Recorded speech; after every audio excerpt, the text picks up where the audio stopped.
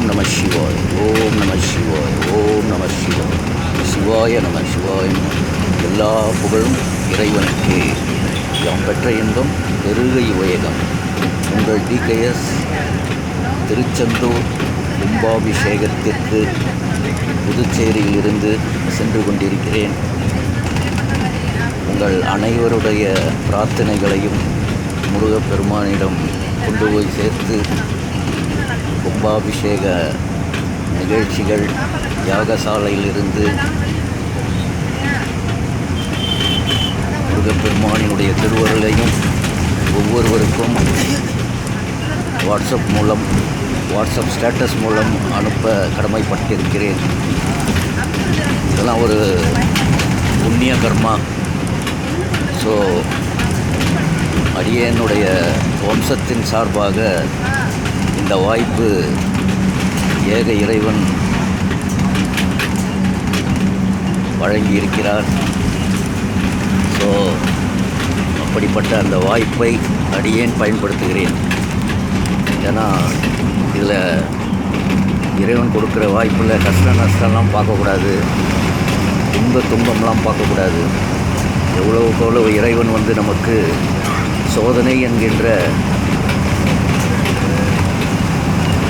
துன்பங்களை நாம் தாங்கிக் கொண்டால் அந்த துன்பங்களில் இருந்து இன்பத்தை அள்ளி தருவார். ஏன்னா துன்பங்கள் இன்றி இன்பங்கள் கிடையாது. அதை நல்லா புரிஞ்சுக்கணும். வாழ்க்கையில் ஏற்றத்தாழ்வு இருக்க தான் செய்யும். நாம் தான்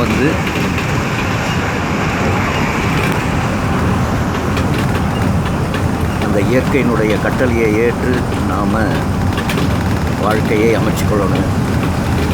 ஸோ வாழ்வியல் வாழ்க்கையிலே 2 விஷயங்கள் அவசிய தேவை. நாம் சாப்பிடுகின்ற நல் உணவும் இயற்கையான உணவாக அமைஞ்சால் ரொம்ப நல்லது. ஏன்னா இயற்கை ஏற்புடைய உணவுகள் தான் நமக்கு அத்தியாவசிய தேவை மனிதனுக்கு. 2வது விஷயம் ஆழ்ந்த ஆன்மீகம். ஸோ யாரெல்லாம் இந்த 2த்தையும் கடைபிடிக்கிறீங்களோ, மறுபடியும் சொல்கிறேன், ஒன்று இயற்கை உணவு, 2 ஆழ்ந்த ஆன்மீகம். இந்த 2ம் கடைபிடிப்பவர்களுடைய வாழ்க்கையானது மிக மிக மிக சுலபமாக இருக்கும். ஸோ ஏக இறைவனும் ஒத்துழைப்பு நல்குவார். ஏன் தமிழ்நாடு அரசு போக்குவரத்து கழகத்தினுடைய அந்த மஞ்சள் பஸ்ஸில் வைஃபை வசதி இருக்குது. நம்ம ஜிபேயில் கூட நம்ம டிக்கெட்டை பணம் ட்ரான்ஸ்ஃபர் பண்ணிக்கலாம். ஸோ நான் அடியேன் கண்டக்டர்கிட்ட சொன்னேன், ஐயா எல்லா வசதியும் செஞ்சு வச்சுருக்கீங்க, குடிக்கிற தண்ணி பாட்டிலும் ஒரு எமர்ஜென்சிக்கு ஒரு 50 பாட்டிலோ ஒரு 100 பாட்டிலோ குடிக்கின்ற குடிநீர். இந்த குடிநீர் பிரயாணத்தில் அவசிய தேவை. சிலர் அர்ஜென்ட்டில் என்ன பண்ணுவாங்க, அப்படியே மறந்துடுவாங்க. ஸோ அவங்களுக்கெல்லாம் குடிநீர் பாட்டில் எமர்ஜென்சிக்கு இங்கே விலைக்கு, ஸோ மக்கள் பயன்பாட்டுக்கு அது இருந்தால் ரொம்ப நல்லாயிருக்கும்னு கண்டக்டர்கிட்ட சொன்னேன். அவரே எதுவும் சொல்ல முடியாது. அதனால் அவர் அந்த கஸ்டமர்னுடைய இந்த அடியனுடைய கஸ்டமர்னுடைய ஏற்பை எடுத்துக்கிட்டு அவரும் என்ன பண்ணார், சிரிச்சுக்கிட்டே போயிட்டார். ஏன்னா ஒரு நல்ல விஷயம் தானே, ஒரு எமர்ஜென்சிக்கு பயன்படுத்திக்கலாம். பாருங்கள், நான் அங்கே அர்ஜென்ட்டாக ஏறும் போது பாட்டில் வாங்கலை, குடிநீர் வாங்கலை. இப்போ விழுப்புரத்தில் அடுத்து நிற்கும், பாண்டிச்சேரியிலேருந்து விழுப்புரம். ஸோ அப்போது அந்த விழுப்புரத்தில் அடியேன் வாங்கிக்கலான்னு இருக்கேன். ஸோ அடியனுக்கு தெரிஞ்ச அது ஒரு திட்டமாக கூட நம்ம தமிழக அரசு கொண்டு வரலாம். வண்டியிலேயே அந்த 1 லிட்டர் பாட்டிலோ இல்லை ஒரு 1/2 லிட்டர் பாட்டிலோ ஒரு எமர்ஜென்சி பர்பஸுக்கு வச்சுக்கிற மாதிரி. தமிழக அரசு போக்குவரத்து கழகத்துக்கு நெஞ்சார்ந்த நன்றி. ஏன்னா நல்ல கம்ஃபர்டபுள் வசதியாக இருக்குது. இது மாதிரி தொலைதூரம் பிரயாணம் செய்யக்கூடிய அனைத்து பிரயாணிகளும் நல்ல வசதியோட கம்ஃபர்டபுள் ஜர்னியாக இருக்கணும். ஸோ அது அந்த கம்ஃபர்டபுள் ஜர்னியாகவும் எக்கனாமிக்கலாகவும் மக்களுடைய பயன்பாட்டிற்கு புதிய வண்டியாகவும் இருக்குது. அடியனுடைய நல்வாழ்த்துக்கள் மக்கள் சார்பாகவும். மேலும் இந்த கும்பாபிஷேகமானது மற்ற இடங்கள்லாம் 6 கால பூஜை நடக்கும்.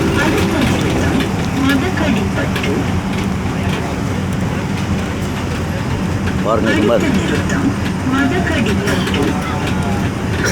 ஸோ இப்படி ஒரு அனௌன்ஸ்மெண்ட்டும் வருது. அடுத்த என்ன ஸ்டேஷன் வருது, அது என்ன ஸ்டாப்பிங் வருதுன்றது கூட நம்ம புரிஞ்சிக்க முடியும். ஸோ நல்ல ஒரு இந்த டிஜிட்டலைஸ்டு பேருந்தாக இருக்குது. தமிழக அரசுக்கு மீண்டும் ஒரு முறை அடியனுடைய நல்வாழ்த்துக்கள். சாதாரணமாக கும்பாபிஷேகத்தில் மொத்தம் 6 கால பூஜையானது நிகழும். முருகப்பெருமானை பொறுத்தவரையிலே திருச்செந்தூர் கும்பாபிஷேகமானது 12 கால பூஜையாக அமையுது. ஸோ அப்படி அதில் என்ன விசேஷம் அப்படின்னு கேட்டிங்கன்னா, 6 கால பூஜையில் இருக்கக்கூடிய அருள் கடாட்சமானது நம்ம முருகப்பெருமான் 2ஆம் படை வீடு திருச்செந்தூர். ஸோ முருகப்பெருமானிலே திருச்செந்தூரில் மட்டும்தான் அது மாதிரியான ஒரு 12 கால யாகசாலை பூஜையானது நடைபெறுகிறது.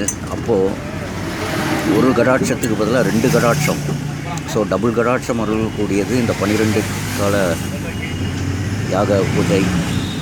ஸோ திருச்செந்தூரில் வருகின்ற 7ஆம் தேதி 12ஆம் கால பூஜை யாகசாலையில் நிகழப்பெற்று கடங்கள் எல்லாம் அந்தந்த ஸ்தலங்களுக்கு கும்பாபிஷேகம் செய்வதற்கு அந்த 12ஆம் கட்ட பூஜை யாகசாலையில் பார்ப்பவர்களுக்கும் அன்றைக்கு கும்பாபிஷேகத்தை கண்ணால் பார்த்து நேரடியாக கண்ணால் பார்ப்பவர்களுக்கு 100% அவங்க அடுத்த கும்பாபிஷேகம் வரை நீங்கள் கோயிலுக்கே போக வேண்டாம். ஏன்னா அப்படிப்பட்ட ஒரு அருளை ஒரு கும்பாபிஷேகத்தில் கிடைக்கும். அது எந்த கோயிலாக இருந்தாலும் சரி. குறிப்பாக முருகனுடைய கோவில் எல்லா தெய்வங்களுடைய அருளையும் வாங்கி முருகப்பெருமான் அருளக்கூடியவர்.